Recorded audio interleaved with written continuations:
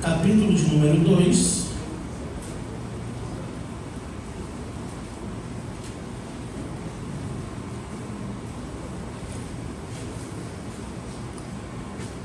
A partir do verso de número 13. Então, são 3 porções aqui de versículos, 3 cenários, 3 assuntos, mas o mesmo público, o mesmo Jesus, e iremos abordar essas partes aqui, se Deus nos permitir. Vamos orar pedindo a bênção do Senhor, mais uma vez na exposição da sua palavra. Ó Deus, em nome de Jesus, Pai, quero te agradecer, porque deitamos, dormimos e acordamos porque o Senhor nos sustentou.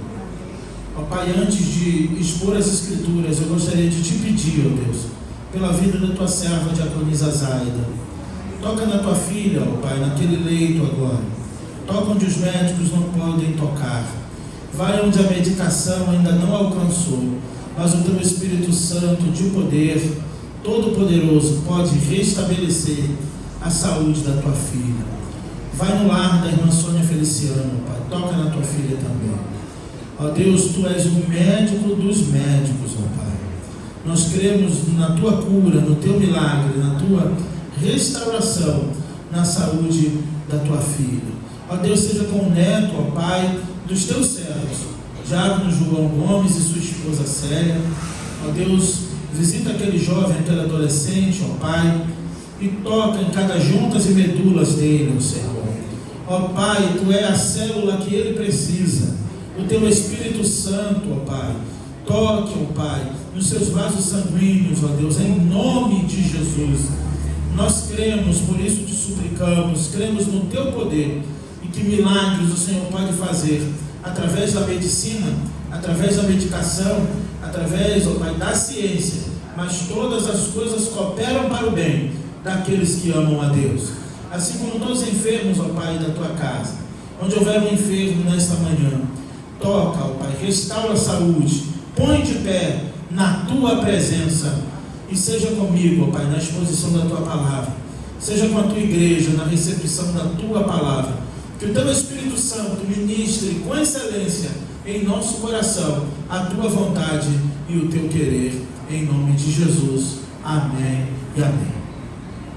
Então, irmãos, aqui vamos à primeira sessão, que é do verso 13 em diante, que fala do chamado de Levi. Diz assim a palavra do Senhor: Jesus saiu novamente à beira-mar, ou para a beira-mar, e toda a multidão ia até ele, e ele os ensinava.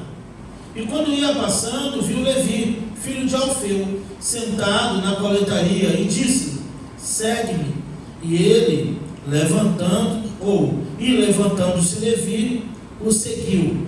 Essa parte aqui vai falar justamente do chamado de Levi, Mateus, um chefe dos publicanos. Depois, ele é chamado de Mateus pelo próprio Jesus. E Levi, que estava ali na alfândega, estava ali na divisão de Cafarnaum, coletando impostos, está sentado e simplesmente Jesus passa. Foi o vocacionado, foi o chamado que respondeu de uma forma tão rápida e tão objetiva ao chamado de Jesus. Ele tinha tanta convicção que ele falava com ele tinha tanta convicção de quem estava ali chamando, que quando Jesus para no seu posto de trabalho, onde ele tinha que prestar contas, de segue-me, ele levanta e imediatamente segue Jesus. Eu já encontro um contraste aqui, irmãos, muitas vezes conosco, que na vida, quantas vezes você já não ouviu que o Senhor está te chamando, o que o Senhor quer com você? Muitas vezes, irmãos, o trabalho e a profissão de muitos impedem com que eles sigam Jesus. Muitas vezes, irmãos, o trabalho, a posição social, as ocupações acabam se tornando um empecilho de seguir a Jesus. Quantas vezes, quantas vezes pessoas oraram tanto pedindo emprego, pedindo para passar no concurso, pedindo uma bênção, e Deus realiza pela fé. Lógico que Deus não barganha, irmãos. Eu vou te dar, eu vou te abençoar para você continuar vindo à igreja. Mas, irmãos, quantas promoções no emprego afastaram pessoas de Jesus? ganharam dinheiro, estão ganhando mais dinheiro e cada vez mais distantes do Senhor. Quantos irmãos, profissões, estudos e tantas outras coisas têm afastado as pessoas de Jesus, porque aquilo passa a se tornar uma prioridade. Presta atenção, irmãos, quem fala aqui com ele é uma pessoa que ele nunca tinha conversado em outro momento. Com certeza que ele apenas ouviu falar de Jesus. A fama de Jesus já estava ali por toda a região. Mas quando Jesus para aqui, olha para aquele homem e diz: segue-me. Ele largou a coletaria, ele largou as moedas, ele largou tudo e seguiu Jesus.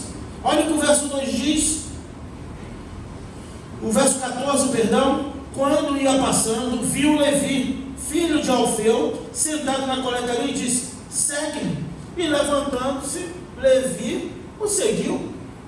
Simples, mas não foi objetivo. Não teve, deixa eu primeiro sepultar o meu pai. Não teve, eu tenho umas juntas de boi. Você conhece a parábola dos pretextos? Muitos estão vivendo dentro dessa parábola de verdade. Eu comprei uma junta de bois e tenho que tomar conta e não vai dar para eu participar dessa festa. Eu casei recentemente, estou muito ocupado na minha lua de mel. Isso lá nas bodas, tá? Que aqui tem recém-casado, para não dizer que o pastor está, né? Foi lá nas bodas, o recém-casado das bodas que falou isso, né? Então, Priscila já fez um ano, né? Então já não tem pretexto também, passou um ano, né? Então, o que eles faziam? Eu casei agora e tenho que tomar conta estou vivendo ainda aí um casamento. E tantas coisas, irmãos, que tem uma justificativa clara, até aceitável, né? Que de fato é compreensível, mas que com Jesus isso não colava, não colou e não vai colar. Nenhum pretexto. Olha, irmãos, temos 1001 motivos e justificamos cada ato nosso, cada atitude, cada escolha, tudo que fazemos, temos um pretexto ou não vou nem usar o termo pretexto, argumentos, né? Argumentos até concretos, argumentos assim, que de fato são convincentes do porquê eu não estou indo à igreja, do porquê eu estou faltando aos cultos, sabe? É porque eu estou trabalhando muito, é porque eu não estou tendo tempo, é porque eu estou estudando muito, é porque eu estou fazendo muito. Cuidado para não ganhar o mundo inteiro e perder a alma. Só cuidado com isso. E na verdade, irmãos, no caso de Levi, a Bíblia não diz se ele prestou contas ou não, mas diz que foi imediato. Imediatamente ele levantou e seguiu Jesus. Marcos não se detém tanto nos detalhes. Então ele procurou o chefe, prestou contas, mas de fato ele levanta da coletaria, do lugar onde ficava ali conferindo as pessoas que entravam, né, ou que saíam para pagar os impostos, pagar um imposto sobre cada produto e sobre também os publicanos. Eles eram mal vistos entre os judeus por causa da ideia de roubo, porque eles trabalhavam a serviço do imperador para cobrar o seu próprio povo, muitas vezes com juros exorbitantes, muitas vezes, né, com tantas coisas. Os publicanos seriam aqueles caras da área daí, né? Vocês sabem do que eu estou falando, né? Seria mais ou menos assim: está botando aqui, vai ter que pagar, isso aqui vai ter que pagar, e pagar um valor, né, absurdo muitas vezes, certo? Eu estava falando, isso é antigo, irmãos. Quando o povo ganha a terra prometida, quando o povo toma posse da terra prometida, que Josué divide as terras, né, a mando do Senhor que divide as terras, a terra dos amorreus, dos heteus, dos heveus, dos jebuseus, de fato já eram deles, mas eles tinham que expulsar os inimigos da terra. Então muitos não queriam se dar o trabalho de expulsar, né? E dizia: tá bom, a terra é minha, você fica aqui, mas todo finalzinho de semana eu venho aqui receber da barraquinha de pastel que você está botando aqui em Jerusalém. Era assim. Na época de Davi, eu acho que não tinha barraquinha de pastel, mas na época de Davi, quando Davi está em Jerusalém, ainda tinha jebuseus vivendo na cidade, porque ao invés de expulsar o inimigo, eles ali: não, então foi o seguinte, você paga para eu não te expulsar, você fica aqui na minha terra. Na época de Jesus, quando Jesus vir à mesa dos cambistas ali no templo, podemos ver nitidamente essa tarefa também, e os publicanos que tinham mais ou menos essa, a pessoa não pagava, a família pobre, e eles até conheciam, mas eles estavam a serviço do rei, do imperador, então tirava tudo que aquele povo pobre tinha. E um erro exegético aqui, muito cometido na história de Zaqueu. Eu queria aproveitar, falando de publicano, e corrigir isso biblicamente, que Zaqueu não disse que roubou. Zaqueu é tão ousado, e ele tem tanta convicção de que ele era um publicano, embora as pessoas do lado de fora estão chamando ele de ladrão, pelo ofício que ele assumia. Ele diz assim: se, existe um se, em alguma coisa eu defraudei alguém, eu restituo quadruplicadamente. Vocês acham mesmo que todo o dinheiro, toda a riqueza de Zaqueu, se de fato ele tivesse roubado alguém, ele conseguiria pagar todo mundo 4 vezes mais do que ele roubou? Então ele usa uma hipérbole. Ele fala de uma forma, dizendo assim: quem está aí fora me chamando de ladrão, se provar que eu roubei, eu pago 4 vezes mais. É isso que Zaqueu está dizendo. Mas quando pregam sobre Zaqueu, não, porque Zaqueu era ladrão, Zaqueu roubava, e Zaqueu disse que ia devolver. Lê a Bíblia, o contexto, que você não vai passar mal. Ele disse: se, o erro semântico, né, seminarista? Se em alguma coisa eu defraudei alguém, se eu estou pronto a restituir quadruplicadamente. Não é assim ousadamente quando a gente fala com tanta convicção de algo que a gente não fez? Eu quero ver, se eu fiz, então, né? Aquela história que o Anderson disse, que jura até pela mãe mortinha que põe o dedo atrás, né? Que um raio cai na minha cabeça, o raio nunca cai, né? Mas vamos pular essa história. Eu queria falar sobre o chamado de Levi, que a salvação na vida de Levi já promove algo diferente. O que é que Levi faz? Já leva Jesus para sua casa. Opa! É impossível um salvo não levar Jesus para casa. Ele encontrou Jesus na rua, ele encontrou Jesus no trabalho, ele encontrou Jesus em algum lugar, Jesus o encontrou. Então ele não tem como chegar em casa sem Jesus, irmãos. É mais ou menos isso. Jesus mandou: olha, Zaqueu, hoje me convém estar em tua casa. Com Levi foi diferente. Levi que disse: Jesus, marcar um jantar, um almoço, vai lá na minha casa. Olha o contexto. Quando já estava à mesa na casa de Levi, levantando-se também, estavam ali também muitos publicanos e pecadores sentados junto dele e de seus discípulos, pois em grande número o seguiam.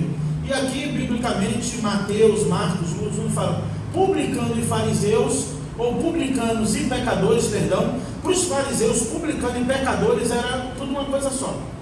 Quem não era fariseu, quem não era saduceu, quem não era saduceu, quem não era escriba, quem não era dos essênios, quem não era dos anciãos, eram pecadores. Quem não fazia parte de uma religião específica, eram pecadores. Quem não estava debaixo da lei, de alguma forma sendo oprimido, era pecador. Então, quando Jesus está à mesa, os fariseus, os escribas da parte dos fariseus, observam aquilo, né? Os analíticos ali, o público de Jesus, estão na mesa. Os publicanos, Mateus, isso prova que Mateus tinha um bom relacionamento com todos, certo? Eles estão observando um grande número de pecadores e publicanos vindo ter com Jesus. Observa o que acontece. Verso 16 diz: os escribas do partido dos fariseus, interessante essa palavra, do partido dos fariseus, vendo que ele comia com publicanos e pecadores, perguntava aos seus discípulos: por que este come com publicanos e pecadores? Eles vão falar isso para os discípulos. Observem a cena. Eles estão vendo aquilo não agrada a eles, porque assim, no capítulo anterior, no episódio anterior, eles acusam Jesus de blasfêmia. Mas agora, querendo criticar Jesus, eles estão chamando Jesus de santo. Eles estão falando mal, mas na verdade eles estão reconhecendo a divindade de Jesus, até criticando. Como ele come com pecadores e publicanos, eles estão chamando Jesus de quê? Os sabichões da época estão chamando Jesus de santo. Mas eles estão sendo irônicos. eles estão lembrando disso só para apontar o erro, né? Só para apontar o erro, né? Eu lembro que eu tinha um primo, ele já faleceu, e no início da caminhada a gente era tudo adolescente, e ele firmado na igreja, viu esse menino indo para embaixadores, indo para todas as atividades na igreja, e ninguém em casa falava nada, minhas primas, mas era só ele dar um vacilo que o outro dizia: ah, santo, sim, pastorzinho, né? Chamava ele de pastor, santo. Então só bastava o Fabrício dar um mole, coisa assim de adolescente qualquer. Ah, santo, é assim que tu vai para a igreja, né? Parente adora fazer esse papel aqui, né? Parente só lembra que tu é crente, que tu é santo, né? Quando tu erra. Normalmente. Então, nesse caso aqui, foi justamente isso. O que eles estão fazendo? Vão nos discípulos. Jesus ouve e responde no lugar dos discípulos. Jesus nem espera que eles vão ali, né, no ouvido, no partido dos fariseus. É uma característica deles, irmãos. Em toda a Bíblia, Mateus, Marcos, Lucas e João, pelo menos os evangelhos, Paulo vai sofrer com isso, e vocês vão ver nitidamente, o modus operandi deles sempre o mesmo. Eles vão minando, eles vão chamar ali olha, como que ele está comendo com pecadores, publicanos, para desconstruir a ideia da pessoa e da obra de Cristo na vida e no coração dos seus discípulos, para colocar dúvida. A estratégia da serpente, o sofisma, ainda é o mesmo. A ideia de, em palavras ali, tentar desconstruir a verdade. Ele come, só que Jesus ouve, e Jesus dá uma resposta fantástica para eles, que todos nós já conhecemos esse texto de cor e salteado, como diz o outro. Jesus, porém, ouvindo isso, disse, quer dizer, eles não falaram com Jesus. O verso anterior diz que eles perguntaram aos discípulos, mas Jesus, ouvindo isso, responde: os sãos, ou na tradução mais próxima diz, os fortes, os sadios, não precisam de médicos. O que vocês estão fazendo aqui? Eu não estou aqui por vocês, não é por causa de vocês. Os sãos não precisam de médicos, mas sim os doentes. Eles são pecadores, eles são publicanos, eles são doentes, eles precisam de mim. Os sãos não precisam de médicos. Quando no hospital a pessoa está sã, está forte, quando está fraco, o que é que o médico faz? Pode ser o que for. Chegou no hospital, às vezes a pessoa nem quer ir, porque sabe que vai ficar o quê? Ah, não vou não, por quê? Eu não vou para não ficar internado. Está fraco, debilitado, mas a pessoa evita, porque ficar internado é muito ruim. Um dia parece 15 dias, um ano, né? Mas quando a pessoa, o médico passa e vê que a pessoa já está forte, saudável, o que é que o médico faz? Dá alta. E antigamente, numa linguagem mais comum, ouvimos dizer que a igreja é um hospital. Mas a igreja é um hospital de Jesus para curar os doentes na alma, com o remédio da sua palavra. Amém? Quem já quiser ter alta, né? E tem muitos que são, eu já falei isso na EBD, na época sobre os médicos, sobre a medicina, e tem uns que, o que é que faz quando é muito mal criadinho? O que é que ele faz? Ele dá alta à revelia, né? Pede alta, ele tira o soro, ele tira tudo, assina o risco, né? Então tá bom, então por sua conta é risco, aí ele assina o termo e vai embora. E alguns tiram o soro, tiram tudo, e sabem que não tem como. Jesus está dizendo isso para eles: vocês não são fortes? Vocês não são sadios? Não são melhores do que os outros? Então, eu vim para eles, eu vim para os doentes. Os sãos não precisam de médicos, mas sim os doentes. E ele reitera: eu não vim chamar justos, mas pecadores. É o que Jesus responde a eles. Eu não vim chamar justos, eu vim chamar pecadores.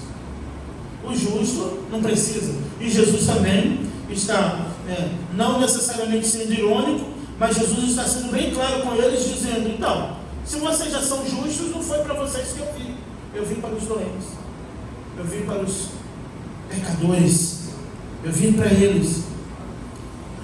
E onde houver uma vida, uma pessoa convicta do seu estado miserável, como vimos aqui, Mefibosete, quando chega na presença do rei, A primeira coisa que ele diz ao rei Davi foi: eu sou príncipe, eu tenho sangue real. Não, quem sou eu, tal como um cão morto, para que tu te lembres de mim? Ele já, diante do rei, ele percebe o seu estado miserável. Ele percebe, né, toda a sua mazela. Quem sou eu, tal como um cão morto, para que tu te lembres de mim? E então Davi tem misericórdia dele, e ele come na mesa. Irmãos, não podemos nos convencer que tempo de igreja, religião, seminário, faculdade, ofício que ocupamos na igreja, de fato nos torna menos pecadores ou mais santos do que os outros. Estamos todos, pelo menos eu acredito assim, numa linguagem figurada, estamos todos no soro do Espírito Santo. Estamos todos no soro da palavra, amém, meu irmão? Estamos todos aqui precisando todos os dias desse remédio que é a palavra de Deus, para alimentar, para nos fortalecer, porque sem ela adoecemos, já não é, irmãos? Sem ela enfraquecemos.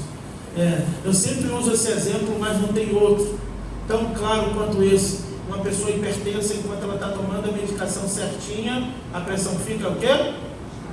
Estabilizada. Quando a pessoa esquece, às vezes a pessoa até lembra, foi porque eu não tomei.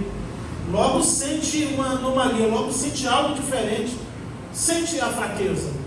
É a mesma coisa uma vida que não vive no remédio da palavra de Deus, né? E outra coisa que podemos ver claramente, hoje tem remédio para todo tipo de doença. Eu digo remédio literalmente falando, comprimido. Irmãos, tem comprimido para o medo, tem comprimido para a ansiedade. Você dá o quê? Eu tenho síndrome do não sei o quê. Tem esse remédio aqui. Ele vai lá no cérebro, no cerebelo, lá na síndrome do escuro. Aí tem remédio para tudo, para tudo. Mas o remédio para a alma é a palavra de Deus. O único remédio que vai de fato nos deixar sadios, fortes. É isso aqui, ó. Bíblia, palavra de Deus. Está triste? Está dodói? Está querendo ficar enclausurada? Começou a dar síndrome do que você nem sabe o nome, que alguém vai lá e vai te dizer, você vai sentar no divã e ele vai olhar para você e vai dizer que é síndrome de não sei o quê, e você vai sair daquilo com isso? Pega a Bíblia. Eu desafio você para o bem. Pega a Bíblia e você não vai ver alguém que chorou tanto quanto Davi. Você não vai ver alguém do primeiro Salmos até quase os 150 os salmistas. Como a terra seca e sedenta que não tem água, assim suspira minha alma, assim minha alma, meu coração tem sede de ti, ó Deus. Como a corça suspira pelas correntes das águas, enquanto me calei, os meus ossos se apodreceram dentro de mim, mas confessei a minha culpa ao Senhor, e Ele percebe. Então o desafio que eu faço com você é a receita. Quando alguém vai, eu dou uma de psicopastor. Quando alguém está com alguma situação assim, eu pego o meu bloquinho ali de notas, quando acaba a gente vê logo o outro, fica a canetinha assim, e aí eu digo, o que é que você tem? A gente está começando, não, eu estou assim, o Senhor, né, o Espírito Santo, Efésios tal, Coríntios tal, faz assim, se você cumprir isso aqui, essa receitinha médica, psicopastoral, duvido que uma semana você não vai estar melhor. Duvido, irmãos, eu duvido você. Então você não quer falar da sua vida para ninguém, nem dos seus problemas para ninguém. Está com crise disso, com crise daquilo. Leia a Bíblia. Leia a sua Bíblia que eu quero ver. Leia, todo dia, pega ela assim. Aí você está com crise do quê? Do medo? É crise de quê? De ansiedade? É crise de quê? Emocional? É crise de quê? De rejeição? É o quê? Seja o que for. Você não precisa nem me dizer para eu te dar o remédio certo nessa manhã. A palavra de Deus. Não vai ser fácil no primeiro dia, não. Igual quando você toma um remédio, no primeiro dia ele faz efeito? Um efeito imediato? Nem sempre, né? Tem remédios que fazem um efeito instantâneo e tem outros que no primeiro dia, no segundo, aí você começa a não ter mais medo de escuro, você começa a parar de chorar, você começa a parar de se desesperar. Como? O remédio da palavra de Deus na tua alma. Então pega a receita dessa. Olha a receita.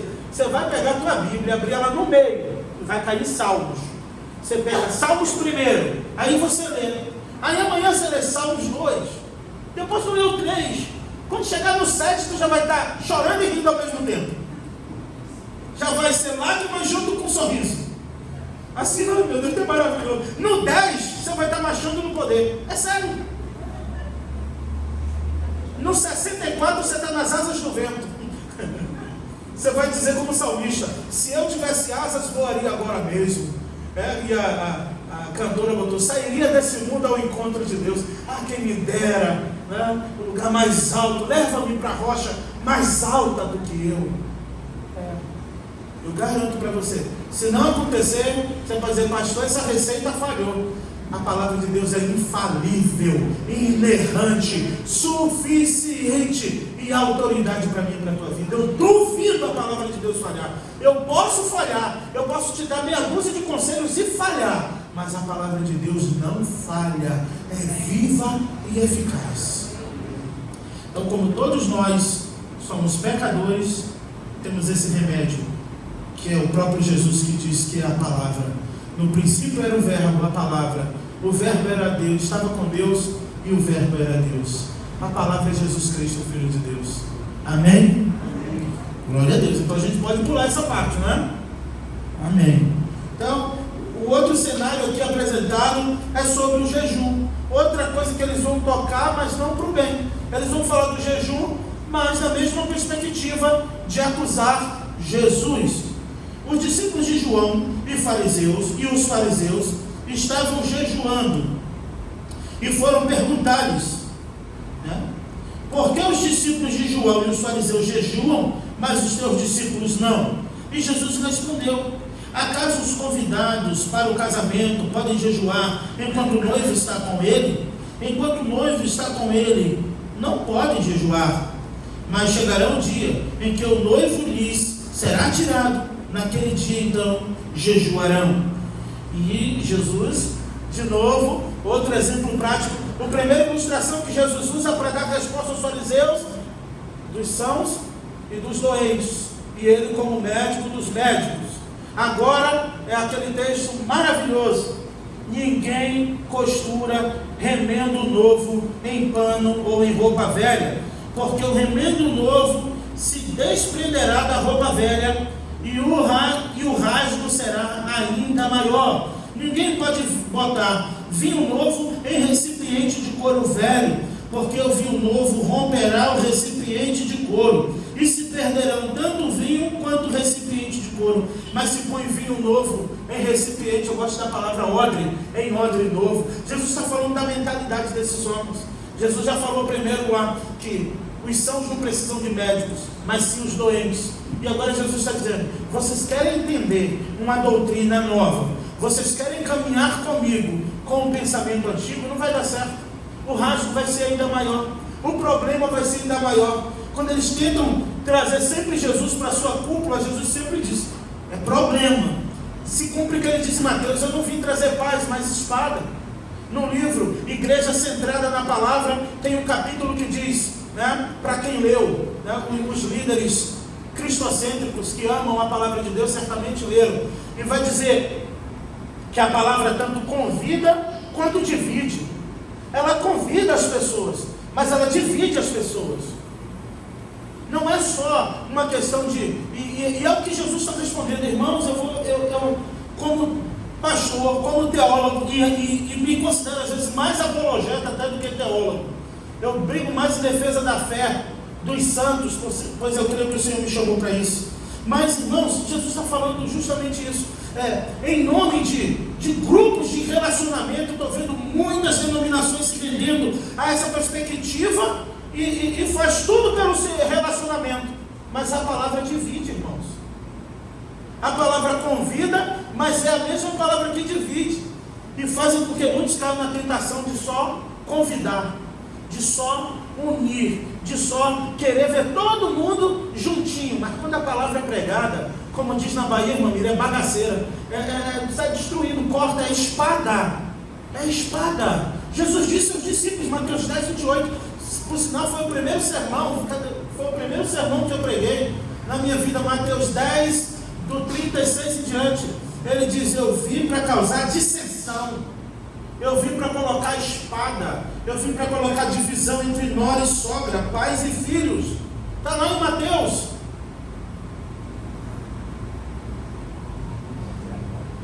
E em nome de, porque através, irmãos, só através da palavra conseguiremos ter um relacionamento sadio em Cristo. Só através da palavra experimentaremos a verdadeira comunhão. Agora, sem Jesus não dá. Não dá. Não dá. Mas não é esse Jesus evangelicado da nova geração, não. Não é esse Jesus folclorizado, não. É o Jesus da Bíblia. O Jesus da Bíblia batia com chicote nos cambistas. O Jesus da Bíblia não fazia parte de nenhuma facção. O Jesus da Bíblia diz: não dá, eu não fecho com vocês. Não dá para pegar remendo novo e colocar em roupa velha, porque o rasgo vai ser ainda maior, a ruptura vai ficar maior. E se pegar vinho novo e colocar em odre velho, que Jesus e falando aqui do vinho novo, é a nova aliança, a doutrina de Cristo. E ele está dizendo: se pegar isso, colocar no odre velho, o que acontece? O vinho novo fermenta e o couro velho não aguenta, estoura e vai tanto o vinho embora quanto o recipiente. E é o que tem acontecido aí. É o que tem acontecido em muitas e muitas igrejas ditas evangélicas. Quer pegar vinho novo e botar em odre velho. E acontece o quê? Racha, divisão, ruptura. Na outra semana a igreja está lá, 20 anos com o nome. Uma semana depois já mudou o nome da igreja, já mudou a placa. Não é banco não, porque a nova visão é cadeira. Não é branco não, a nova visão é preta. Não é púlpito não, bota o túnel, para ficar mais jovem, bota o skate. Aí é não sei o que, conexão Jovem Pan, então tem que ser um túnel de lado, preto e o chave saindo de dentro. Por isso que Spurgeon disse que nos últimos dias, Spurgeon já dizia isso, olha, até esses dias, né, que nos últimos tempos, ao invés de pastor alimentando ovelhas, teriam palhaços entretendo bodes, porque o bode você tem que, irmãos, essa geração, você tem que dizer assim: eu não aceito isso porque eu não sou bode, eu sou ovelha. Fale isso, seja quem tem pastor, só um minuto, diga: eu sou ovelha, diga. Isso, e você é ovelha, você não é bode para toda hora o pastor está ficando: olé, aí fica, olé, tem que pegar o paninho vermelho e ficar sacudindo para chamar a atenção dos irmãos. Aí tem que pegar, bota nariz vermelho, bota palhaço. Irmãos, o evangelho de Jesus Cristo é simples, a palavra, é só chegar aqui, faz isso, abre. Isso é mérito de quem? É do pastor? É do pregador? É de Cristo. Abre a palavra, lê, explica e aplica no coração do povo e acabou. Ontem o pastor falou no concílio ontem de manhã sobre um curso de pregação que vai ter lá na PIB de Sepitiba, curso de pregação expositiva. Irmãos, lógico que eu falei isso no sentido, né, de tanta convicção mesmo do que eu iria estar fazendo lá. Quando ele falou: olha, eu vou mandar o pessoal lá, e eu também vou, os pastores conversando, eu disse assim: eu duvido, você pode mandar alguém que nunca pregou, que nunca quis pregar, brincando com ele, que eu duvido ele não sair pregando, ele não ganha o diploma de pregador lá no dia. Sabe por quê, Fabio? Porque esse tal de curso de pregação aqui é ler, explicar e aplicar. É você ter uma capacidade de ler, explicar e aplicar o texto no coração do povo. Não tem mais, não tem roda gigante, não tem pólvora, não tem pula-pula, não tem ioiô. Mas esse evangelho, lembra do ioiô? Lembra? Você joga? É o evangelho do ioiô, que fica indo e voltando, né? Fica só jogando ioiô. Fomos chamados para pregar a palavra, e a palavra é o vinho novo. Aí chega na tradição antiga, num pensamento antigo, destrói tudo. A palavra é o remendo novo.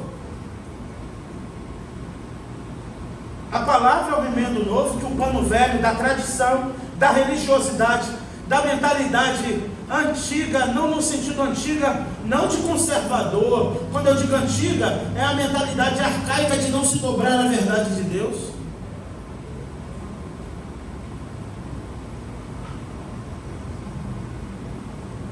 Então não dá, irmãos.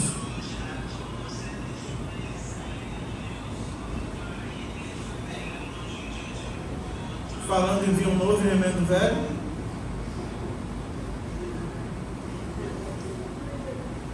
Então,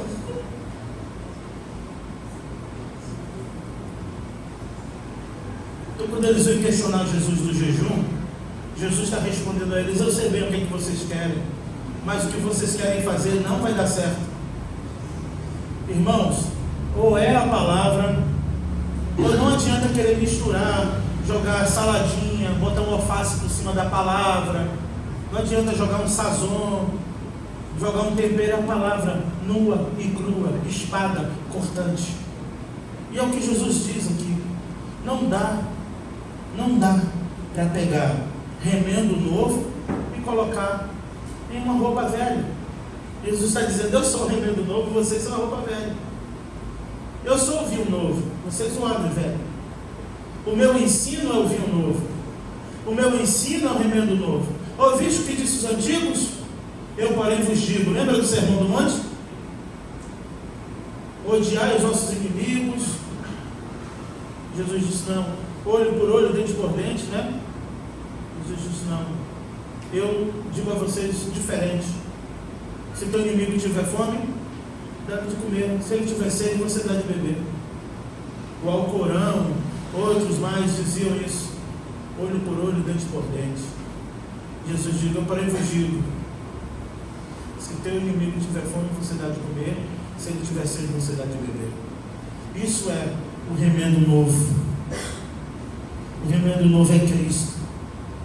E tudo fora da palavra, tudo que estiver fora da palavra, não provém de Cristo. E vocês vão observar isso. Quer ver outra coisa que a gente pode observar ainda antes de pular para o próximo bloco? Uma coisa que a gente pode observar claramente aqui: uma multidão seguia Jesus, onde ele ia, amém, irmãos? Ele ia para fora da cidade, o que acontecia? A multidão descobria onde ele estava e ia. Ele ficou fora da cidade porque o leproso disse que foi ele que curou, e ele ficou fora da cidade. O que o povo fazia? Ia até Jesus. Jesus vai na casa de Levi, uma multidão de publicanos e pecadores iam e o seguiam. Ok? É assim ou não é? Onde que você vê Jesus reunindo os discípulos dizendo: precisamos de um método para atrair pessoas. Vamos botar umas bolinhas coloridas, jogar um confete, botar um isso e aquilo para atrair as pessoas. Aí quando é igual a rede, né? Aí atrai as pessoas, aí quando elas estiverem aqui, a gente pega lá para Cristo. Onde que você viu isso? Lugar nenhum, na Bíblia, no Evangelho não tem. Não tem. Não tem. Onde Jesus ia, a multidão ia. João 6, chegaremos nessa parte. Após o discurso de Jesus dizer que é o pão vivo que desceu do céu, a Bíblia diz que não foram publicanos, nem escribas, nem fariseus. Muitos dos seus discípulos lhe abandonaram. Naquele dia, muitos seguidores de Jesus, discípulos de Jesus, disseram uns aos outros: esse discurso é muito duro de ouvir, vamos embora. E quando a multidão vai embora, só ficam os 12. E aí Jesus diz: vocês também não querem ir embora com os outros? Aquela resposta de Pedro: para onde iremos nós, Senhor? Se só tu tens as palavras de vida eterna. Bonito, mas ele acaba de falar isso. Jesus disse: eu não escolhi 12. Eles: um de vocês ainda é o diabo. É, mano. Só sobraram 12. Jesus manda embora. Pedro disse que não. E Jesus disse que no meio de vocês tem um que é o capeta, o diabo está aí.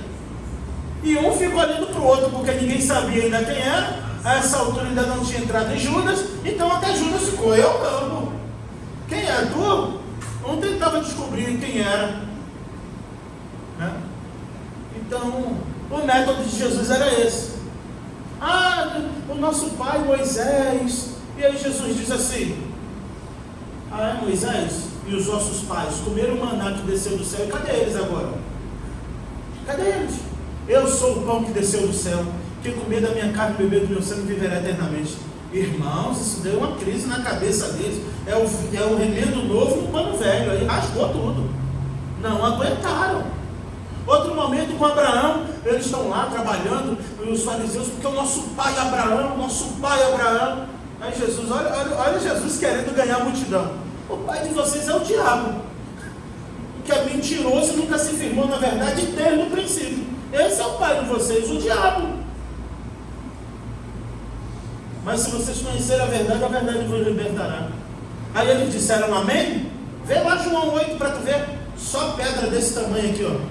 Tudo com a Torá, com a lei debaixo do braço, mas com a pedra aqui para jogar em Jesus. E Jesus falou, pai de vocês não é Abraão não. Abraão viu meu dia e se alegrou. Ah, tu não tem nem 50 anos e tu viu Abraão? Jesus, e vocês que tem por pai o diabo? Que Abraão não é o pai de vocês. O pai de vocês é o diabo. Imagina Jesus pregando um sermão desse. As pessoas falam, porque Jesus tem uma visão romantizada de Jesus. Irmão, Senhor, oh meu Deus, tem misericórdia de mim no dia do juízo. As pessoas têm uma visão romantizada de Jesus.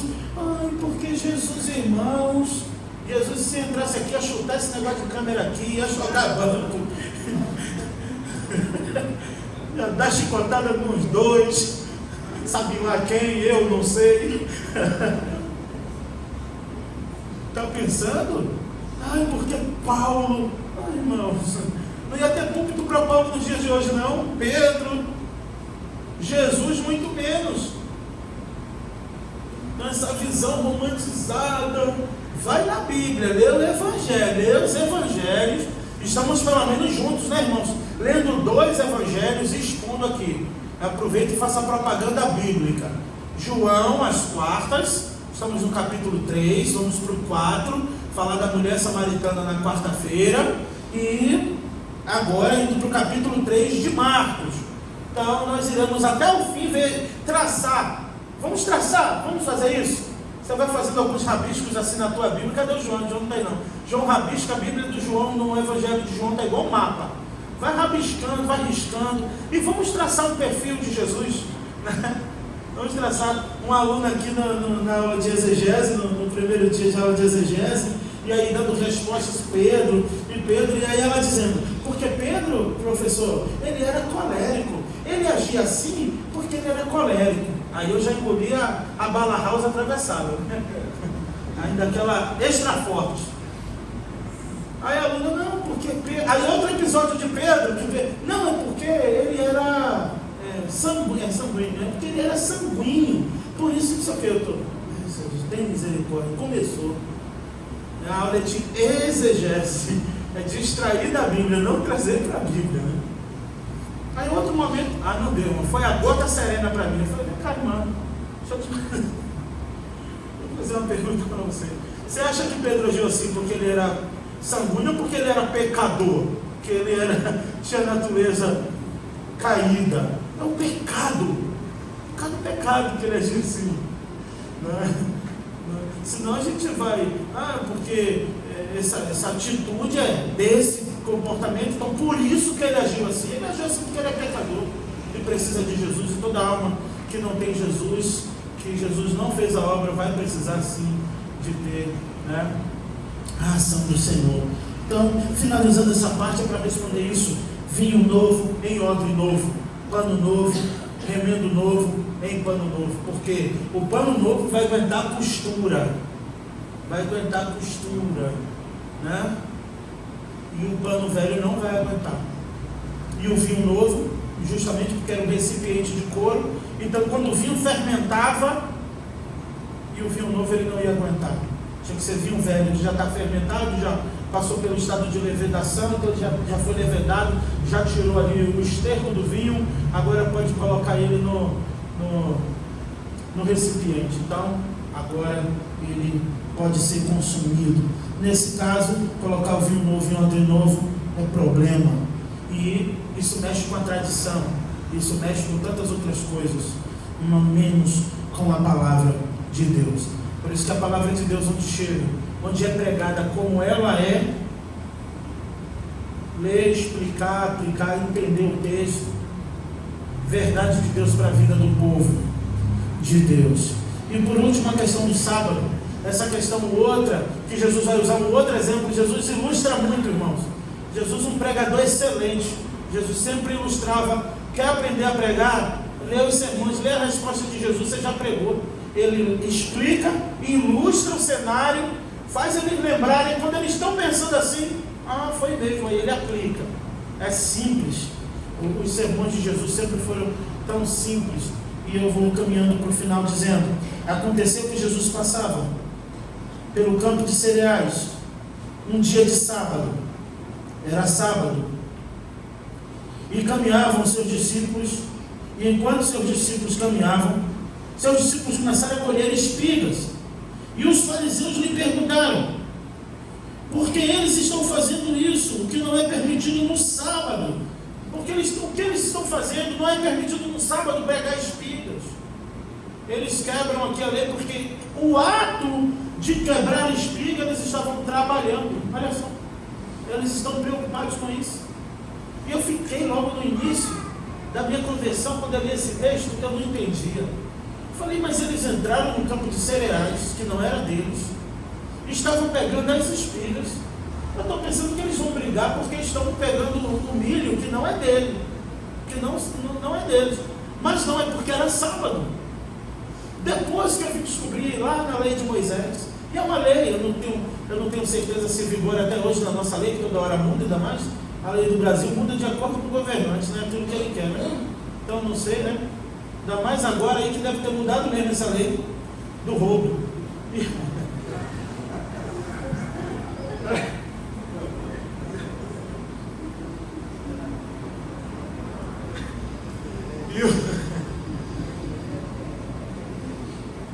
Poxa, essa caiu certinho, desculpa, irmãos. Bateu certo.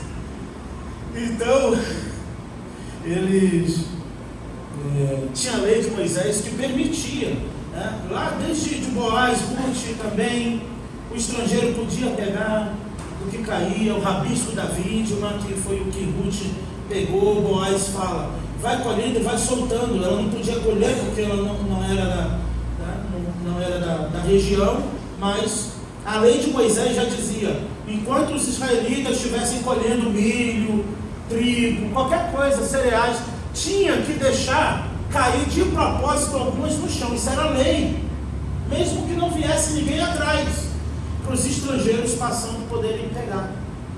E na lei de Moisés também tinha, e lógico, o roubo só é comprovado quando está fora da residência. Dentro, você não tem como provar o roubo, só a partir do momento em que estiver fora. Isso foi até um caso na minha cidade que chamou muita atenção. Um fazendeiro, até a escola onde eu estudava era vizinho de uma fazenda, você tem ideia?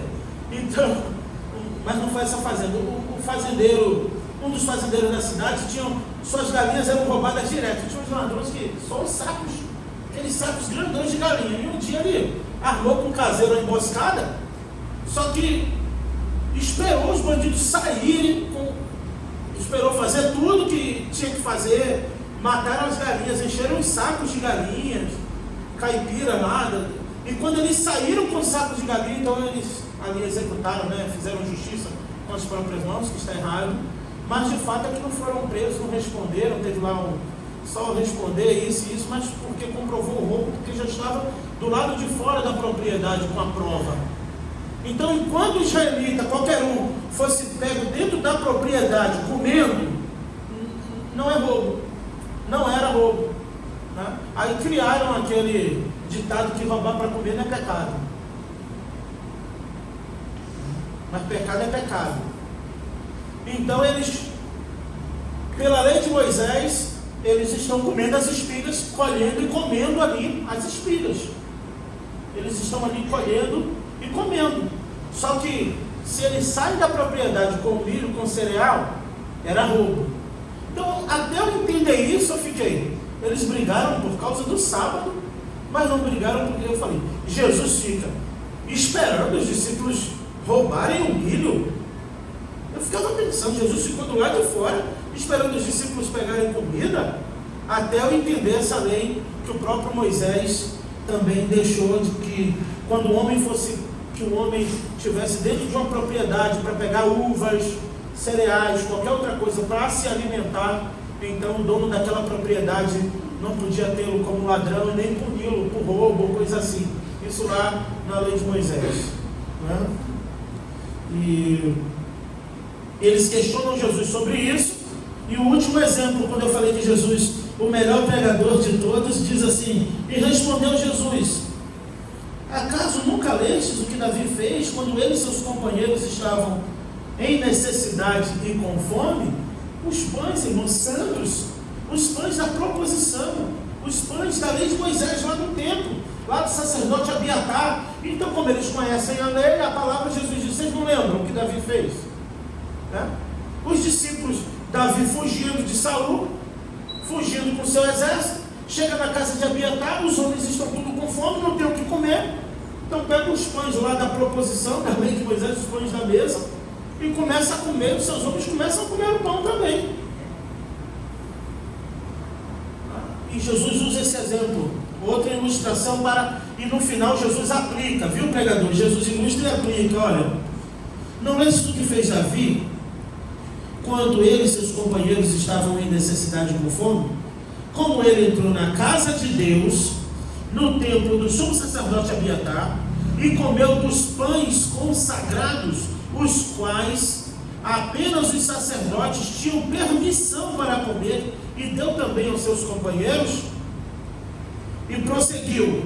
Aí ele aplica, ele prossegue, ele aplica dizendo: o sábado foi feito para o homem, não o homem feito para o sábado. O sábado foi feito para o homem, e não o homem para o sábado. De modo que o Filho do Homem é Senhor até mesmo do sábado. Jesus encerra aqui dizendo para eles: o Filho do Homem é Senhor até do sábado. Vocês estão preocupados com o dia, mas não com as circunstâncias. O porquê eles fizeram isso? Eles estavam com fome. Jesus está dizendo: vocês estão preocupados com a tradição, mas não com os famintos. O que ele disse em outro momento: vocês engolem um camelo e se engasgam com mosquitos, fariseus. No sentido de que coisas simples eles não conseguiam entender, e coisas difíceis eles. Então, guardar o sábado é mais importante do que a pessoa padecer de fome. É isso que Jesus está dizendo. E aí, qual a aplicação para nós hoje? Irmãos, temos que ter muito cuidado com aquilo que amamos fazer, com o nosso próprio zelo, a nossa própria vontade de viver o Evangelho, para de fato a gente, em outras palavras, não está mais preocupado com o sábado do que com o faminto. Às vezes a gente está mais preocupado com isso e aquilo do que com os necessitados, do que com os enfermos, do que com quem está precisando. Às vezes a gente se sensibiliza por algo que acontece com a gente, porque nos inflamou, nos feriu, mas a gente não tem a mesma sensibilidade quando dá a notícia que alguém está enfermo, que alguém precisa de uma cura, que alguém está passando por uma dificuldade, por uma necessidade. Né? Às vezes a gente roda o mundo inteiro para fazer a obra, a gente faz e acontece, e às vezes um necessitado, algo ou coisas que alguém está precisando, a gente deixa de atender, de se compadecer, de fazer. Então, que não caiamos nesse erro, ou nesses erros dos fariseus. Eles toda hora, 3 vezes questionam Jesus, a fim de pegá-lo. A primeira dos médicos, Jesus responde que chamam Jesus de pecador. Como pode? Ele é tão santo com pecadores. Né? O outro momento do remendo novo, pano velho, para a gente não cair também nessa cilada. E terceiro, lembrando que o Senhor é Senhor até do sábado. Ele é Senhor de todas as coisas. Amém? Amém? Que Deus nos abençoe e que ao longo dessas exposições você vá fazendo anotações do perfil de Jesus à luz da Bíblia. Amém? Senhor, muito obrigado, Pai, nesta manhã pela Tua palavra. Obrigado, Senhor, pela oportunidade de ouvir o Senhor falar conosco. Ó Pai, que toda palavra, ó Deus, que tudo que não provém de Ti caia por terra e só fique no coração dos Teus filhos a Tua palavra, Senhor. Só a Tua palavra fique no coração da Tua igreja.